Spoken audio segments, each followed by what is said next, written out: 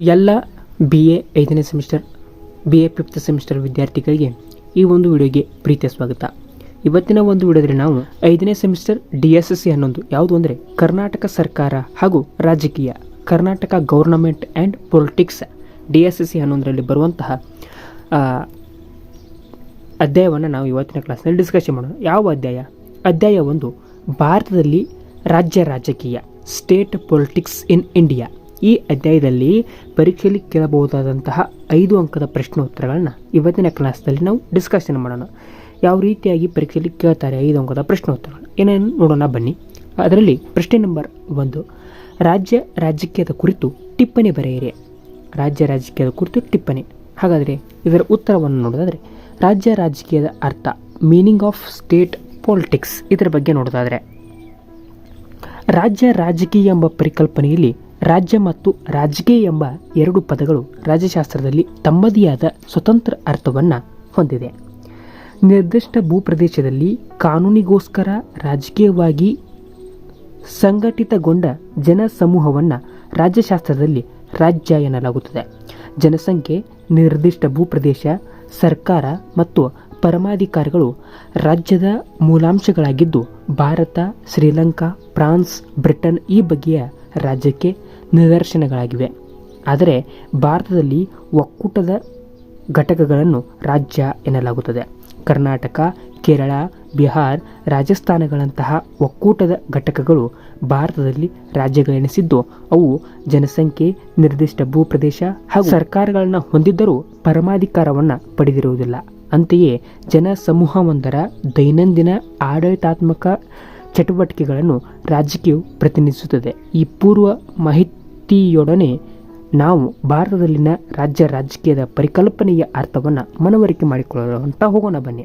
ಹಾಗಾದರೆ ರಾಜ್ಯ ಮಟ್ಟದ ರಾಜಕೀಯವನ್ನು ಸರಳಾರ್ಥದಲ್ಲಿ ರಾಜ್ಯ ರಾಜಕೀಯ ಎನ್ನಬಹುದು. ರಾಷ್ಟ್ರ ರಾಜಕೀಯಕ್ಕೆ ಸಮಾನಾಂತರವಾಗಿ ಭಾರತ ಒಕ್ಕೂಟದ ಪ್ರತಿ ರಾಜ್ಯಗಳಲ್ಲಿ ಜರುಗುವ ರಾಜಕೀಯವನ್ನು ರಾಜ್ಯ ರಾಜಕೀಯವು ಪ್ರತಿನಿಧಿಸುತ್ತದೆ. ವಿಶಾಲಾರ್ಥದಲ್ಲಿ ರಾಜ್ಯವೆಂದು ಕರೆಯಲ್ಪಡುವ ನಿರ್ದಿಷ್ಟ ಭೌಗೋಳಿಕ ಘಟಕದಲ್ಲಿ ಜರುಗುವ ರಾಜಕೀಯ ಚಟುವಟಿಕೆಗಳು, ಪ್ರಕ್ರಿಯೆಗಳು ಅಥವಾ ಸಮಸ್ಯೆಗಳನ್ನು ಪ್ರತಿನಿಧಿಸುವ ಪರಿಕಲ್ಪನೆಯೇ ರಾಜ್ಯ ರಾಜಕೀಯವಾಗಿದೆ.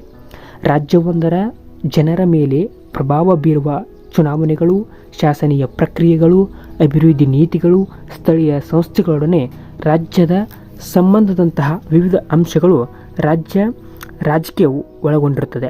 ಸಾಮಾನ್ಯವಾಗಿ ವಿಶಾಲ ರಾಷ್ಟ್ರವೊಂದರ ಆಡಳಿತಾತ್ಮಕ ಘಟಕಗಳಲ್ಲಿನ ಸ್ಥಳೀಯ ಪ್ರಭಾವಗಳಿಗಾಗಿ ರಾಜ್ಯ ರಾಜಕೀಯವು ಕಂಡುಬರುತ್ತದೆ.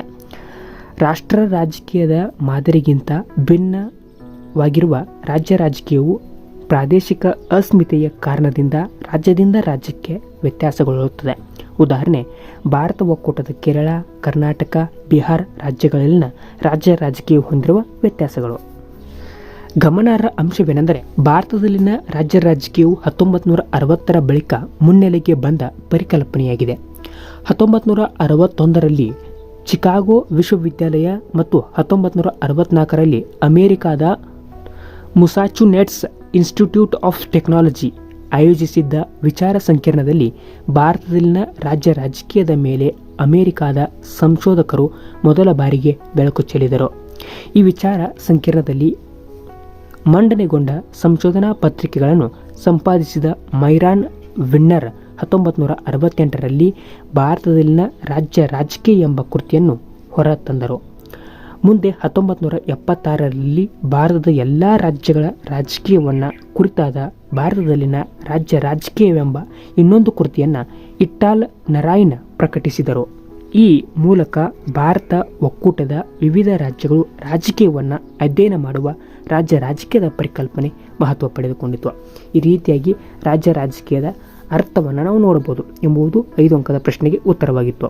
ಮುಂದುವರೆದು ಪ್ರಶ್ನೆ ನಂಬರ್ 2, ರಾಜ್ಯ ರಾಜಕೀಯದ ಸ್ವರೂಪವನ್ನು ಚರ್ಚಿಸಿರಿ.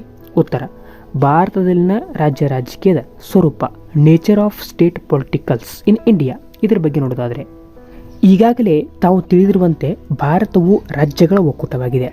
ಅದರಲ್ಲಿ ಸಂವಿಧಾನಾತ್ಮಕವಾಗಿ A, B, C ಮತ್ತು D ಎಂಬ ಗುಂಪುಗಳಲ್ಲಿ ರಚನೆಗೊಂಡಿದ್ದ ರಾಜ್ಯಗಳು 1956ರಲ್ಲಿ ಭಾಷಾ ಆಧಾರದ ಮೇಲೆ ಪುನರ್ರಚನೆಗೊಂಡವು. ಜೊತೆಗೆ ಕಾಂಗ್ರೆಸ್ ಪಕ್ಷದ ಪ್ರಾಬಲ್ಯದಿಂದ ರಾಷ್ಟ್ರ ರಾಜಕಾರಣದ ಚೌಕಟ್ಟುಗಳನ್ನು ಒಳಪಟ್ಟು ತಮ್ಮ ಆಡಳಿತವನ್ನು ನಡೆಸುತ್ತಿದ್ದವು. ಆದರೆ 1966ರ ಬಳಿಕ ಜವಾಹರಲಾಲ್ ನೆಹರೂರವರ ನಿಧನ, ಸ್ಥಳೀಯ ಸಾಂಸ್ಕೃತಿಕ ಪ್ರಭಾವದಲ್ಲಿನ ಹೆಚ್ಚಳ, ಪ್ರಾದೇಶಿಕ ಪಕ್ಷಗಳ ಬಲವರ್ಧನೆ ಮುಂತಾದ ಕಾರಣಗಳಿಂದ ಭಾರತ ಒಕ್ಕೂಟದ ರಾಜ್ಯಗಳು ತಮ್ಮದೇ ಆದ ರಾಜಕೀಯವನ್ನು ಮೈಗೂಡಿಸಿಕೊಳ್ಳತೊಡಗಿದವು. ಫಲವಾಗಿ ಕಳೆದ 3 ದಶಕಗಳಿಂದ ರಾಷ್ಟ್ರ ರಾಜಕೀಯವು ದುರ್ಬಲಗೊಂಡು ಭಾರತದಲ್ಲಿ ರಾಜ್ಯ ರಾಜಕೀಯವನ್ನು ಅವಲಂಬಿಸುವಂತಾಗಿದೆ. ಹೀಗೆ ಭಾರತದಲ್ಲಿನ ರಾಜ್ಯ ರಾಜಕೀಯವು ಕಾಲಾಂತರದಲ್ಲಿ ಸದೃಢಗೊಳ್ಳುತ್ತಾ ಬಂದಿದ್ದು, ಅದು ಅದರ ಸ್ವರೂಪವನ್ನು ಈ ಮುಂದೆ ಅಂದರೆ ಈ ಕೆಳಗಿನ ಅಂಶಗಳ ನೆರವಿನಿಂದ ಗುರುತಿಸುತ್ತಾ ಹೋಗೋಣ ಬನ್ನಿ. ಮೊದಲನೆಯ ಸ್ವರೂಪ ಸ್ವತಂತ್ರೋತ್ತರ ಪರಿಕಲ್ಪನೆ. ರಾಜ್ಯ ರಾಜಕೀಯವೆಂಬುದು ಭಾರತದಲ್ಲಿ ಸ್ವತಂತ್ರೋತ್ತರ ವಿದ್ಯಮಾನವಾಗಿದೆ. 1935ರ ಭಾರತ ಸರ್ಕಾರ ಕಾಯ್ದೆಯಂತೆ ಸ್ವತಂತ್ರ ಪೂರ್ವ ಭಾರತದ ನಾನಾ ಪ್ರಾಂತ್ಯಗಳಲ್ಲಿ ಚುನಾವಣಾ ರಾಜಕೀಯ ಕಂಡು ಬಂದಿತಾದರೂ ಅಂದಿನ ರಾಷ್ಟ್ರ ರಾಜಕೀಯದ ಭಾಗವಾಗಿತ್ತು. ಮುಂದೆ ಸ್ವಾತಂತ್ರ್ಯ ಗಳಿಸಿದ ಮೊದಲ ದಶಕದಲ್ಲಿ ರಾಷ್ಟ್ರ ನಿರ್ಮಾಣದ ಭಾಗವಾಗಿ ನೆಹರು ಮಾದರಿಯ ಅಭಿವೃದ್ಧಿ ಜಾರಿಗೊಂಡಾಗ ರಾಜ್ಯಗಳು ಕೇಂದ್ರದೊಡನೆ ಸಹಕರಿಸಿದವು. ಆಗ ಕಾಂಗ್ರೆಸ್ನ ಏಕಪಕ್ಷದ ಪ್ರಾಬಲ್ಯದಿಂದ ರಾಜ್ಯ ರಾಜಕೀಯವು ರಾಷ್ಟ್ರ ರಾಜಕೀಯದ ಪ್ರತಿಬಿಂಬವೆನಿಸಿತು. 1960ರ ದಶಕದ ಕೊನೆಯ ವೇಳೆಗೆ ರಾಷ್ಟ್ರ ರಾಜಕೀಯದಲ್ಲಾದ ಹಲವು ಬೆಳವಣಿಗೆಯು ಫಲವಾಗಿ ರಾಜ್ಯ ರಾಜಕೀಯವು ತನ್ನ ಅಸ್ತಿತ್ವವನ್ನು ಭಾರತದಲ್ಲಿ ತೊಡಗಿಸಿಕೊಂಡಿತು. ಹೀಗೆ ರಾಜ್ಯ ರಾಜಕೀಯವೆಂಬುದು ಸ್ವತಂತ್ರೋತ್ತರ ವಿದ್ಯಮಾನವೆಂದು ಪರಿಗಣಿಸಲ್ಪಡುತ್ತಿದೆ. ಇನ್ನು ಎರಡನೆಯ ಸ್ವರೂಪ ಏಕರೂಪತೆಯ ಕೊರತೆ. ಭಾರತದಲ್ಲಿ ಪ್ರಸ್ತುತ 28 ರಾಜ್ಯಗಳು ಮತ್ತು 8 ಕೇಂದ್ರಾಡಳಿತ ಪ್ರದೇಶಗಳಿವೆ.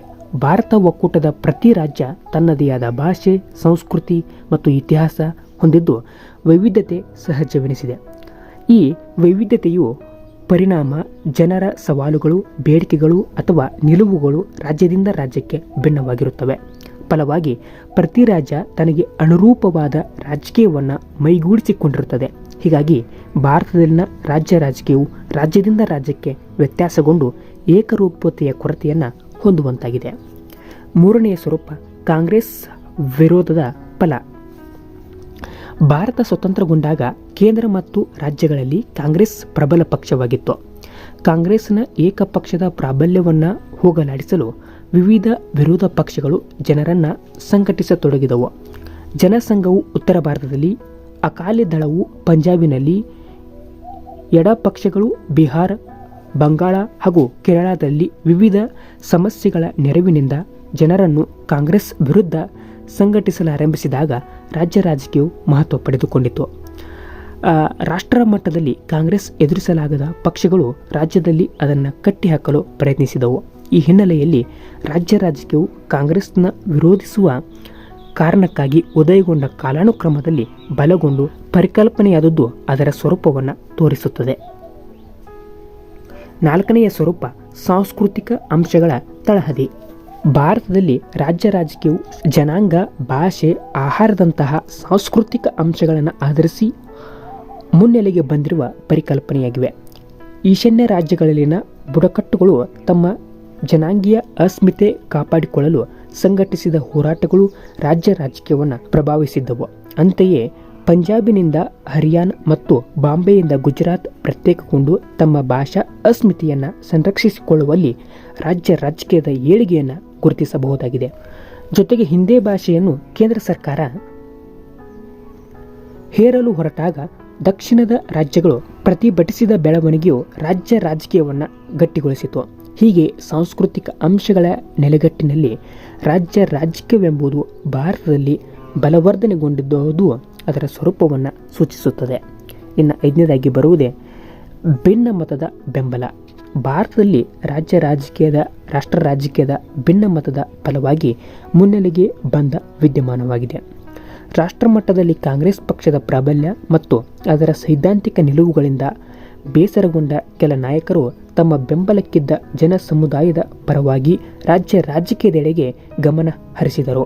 ಉದಾಹರಣೆ, ಉತ್ತರ ಪ್ರದೇಶದಲ್ಲಿ ಚರಣ್ ಸಿಂಗ್ ಮತ್ತು ಕಾಂಗ್ರೆಸ್ ನಾಯಕರ ಭಿನ್ನಮತವು ಮಧ್ಯಮ ಹಾಗೂ ಹಿಂದುಳಿದ ಜನರ ಪ್ರಾದೇಶಿಕ ರಾಜಕೀಯದ ಮುನ್ನೆಲೆಗೆ ಕಾರಣವಾದವು. ಇದರೊಡನೆ 1969ರ ಹೊತ್ತಿಗೆ ಕಾಂಗ್ರೆಸ್ ಪಕ್ಷದಲ್ಲಾದ ವಿಭಜನೆಯು ರಾಜ್ಯ ರಾಜಕೀಯಕ್ಕೆ ಭಾರತದಲ್ಲಿ ಮತ್ತಷ್ಟು ಇಂಬು ನೀಡಿತು. 1975ರಲ್ಲಿ ಜಾರಿಗೊಂಡ ತುರ್ತು ಪರಿಸ್ಥಿತಿಯು ಇಂದಿರಾ ಗಾಂಧಿಯೊಡನೆ ಭಿನ್ನ ಮತಗಳುಳ್ಳವರನ್ನು ಒಗ್ಗೂಡಿ ರಾಜ್ಯ ರಾಜಕೀಯಕ್ಕೆ ಮಹತ್ವ ದೊರಕುವಂತೆ ಮಾಡಿತು. ಹೀಗೆ ಭಿನ್ನ ಮತದ ಬೆಂಬಲದೊಡನೆ ಭಾರತದಲ್ಲಿ ರಾಜ್ಯ ರಾಜಕೀಯವು ಕ್ರಮೇಣ ತನ್ನ ಪ್ರಸ್ತುತತೆಯನ್ನು ಸುಧಾರಿಸಿಕೊಂಡುದು ಗಮನಾರ್ಹ ಸಂಗತಿ. ಇನ್ನು 6ನೆಯ ಸ್ವರೂಪ ಅಂತರ್ರಾಜ್ಯ ವಿವಾದಗಳ ಪ್ರಭಾವ. ಭಾರತದಲ್ಲಿನ ರಾಜ್ಯ ರಾಜಕೀಯವು ಅಂತರ್ರಾಜ್ಯಗಳ ವಿವಾದಗಳಿಂದ ಹೆಚ್ಚು ಪ್ರಭಾವಿತಗೊಂಡಿದೆ. ಭಾರತದ ವಿವಿಧ ರಾಜ್ಯಗಳ ನಡುವೆ ಗಡಿ ಮತ್ತು ಜಲ ವಿವಾದಗಳು ಸರ್ವೇ ಸಾಮಾನ್ಯ. ಉದಾಹರಣೆ, ಕರ್ನಾಟಕ ಮತ್ತು ಮಹಾರಾಷ್ಟ್ರದ ನಡುವಿನ ಗಡಿ ವಿವಾದ, ಕರ್ನಾಟಕ ಹಾಗೂ ತಮಿಳುನಾಡಿನ ಕಾವೇರಿ ಜಲ ವಿವಾದ, ಕರ್ನಾಟಕ ಹಾಗೂ ಗೋವಾ ನಡುವಿನ ಜಲ ವಿವಾದ ಇತ್ಯಾದಿ. ಈ ಗಡಿ, ಭಾಷೆ, ಜಲ ವಿವಾದಗಳು ಆಯಾ ರಾಜ್ಯ ರಾಜಕೀಯವನ್ನು ಪ್ರಭಾವಿಸುತ್ತವೆ. ಅಂತರ್ರಾಜ್ಯ ವಿವಾದಗಳು ರಾಜ್ಯ ರಾಜಕೀಯದಲ್ಲಿ ಹೆಚ್ಚು ಚರ್ಚೆಗೊಳಗಾಗುತ್ತವೆ. ಜೊತೆಗೆ ರಾಜ್ಯ ಚುನಾವಣೆಗಳು ಅಂತರ್ರಾಜ್ಯ ವಿವಾದಗಳನ್ನು ಕೇಂದ್ರೀಕರಿಸಿ ಜರುಗುತ್ತದೆ. ಈ ಮೇಲೆ ಪ್ರಸ್ತಾಪಿಸಲಾದ ಅಂಶಗಳ ಬೆಳಕಿನಲ್ಲಿ ಭಾರತದಲ್ಲಿನ ರಾಜ್ಯ ರಾಜಕೀಯದ ಸ್ವರೂಪವನ್ನು ಮನವರಿಕೆ ಮಾಡಿಕೊಳ್ಳಬಹುದಾಗಿದೆ. ಆಸಕ್ತಿದಾಯಕ ಅಂಶವೇನೆಂದರೆ, ಪ್ರಾರಂಭದಲ್ಲಿ ರಾಷ್ಟ್ರ ರಾಜಕೀಯದ ಪ್ರತಿರೂಪದಂತಿದ್ದ ರಾಜ್ಯ ರಾಜಕೀಯವು ಕಾಲಾನುಕ್ರಮದಲ್ಲಿ ಪರಿವರ್ತನೆಗೊಳ್ಳುತ್ತಾ ಒಂದು ರಾಷ್ಟ್ರ ರಾಜಕೀಯವನ್ನು ನಿಯಂತ್ರಿಸುವ ಮಟ್ಟಿಗೆ ಬೆಳೆದು ನಿಂತಿದೆ. ಮಾತ್ರವಲ್ಲ, ರಾಜಕಾರಣಿಗಳು ರಾಷ್ಟ್ರ ರಾಜಕೀಯಕ್ಕಿಂತ ರಾಜ್ಯ ರಾಜಕೀಯವನ್ನೇ ಹೆಚ್ಚು ಅಪೇಕ್ಷಿಸುತ್ತಾರೆ ಎಂಬುದು ಇಷ್ಟು 5 ಅಂಕದ ಪ್ರಶ್ನೆಗೆ ಯಾವುದು ರಾಜ್ಯ ರಾಜಕೀಯದ ಸ್ವರೂಪದ ಕುರಿತು ಸ್ವಾರಸ್ಯವಾದಂಥ ಉತ್ತರವಾಗಿತ್ತು ಅಂತ ಹೇಳುತ್ತಾ, ಮತ್ತೆ ಮುಂದಿನ ಕ್ಲಾಸ್ನಲ್ಲಿ ಮತ್ತೊಂದು ಪ್ರಶ್ನೆಯೊಂದಿಗೆ ಇದೇ ಅಧ್ಯಾಯದ ರಾಜ್ಯ ರಾಜಕೀಯದ ಮಹತ್ವವನ್ನು ಮುಂದಿನ ಕ್ಲಾಸ್ನಲ್ಲಿ ಡಿಸ್ಕಷನ್ ಮಾಡೋಣ. ಅಲ್ಲಿವರೆಗೂ ಎಲ್ಲರಿಗೂ ನಮಸ್ಕಾರ. ಜೈ ಹಿಂದ್, ಜೈ ಕರ್ನಾಟಕ ಮಾತೆ.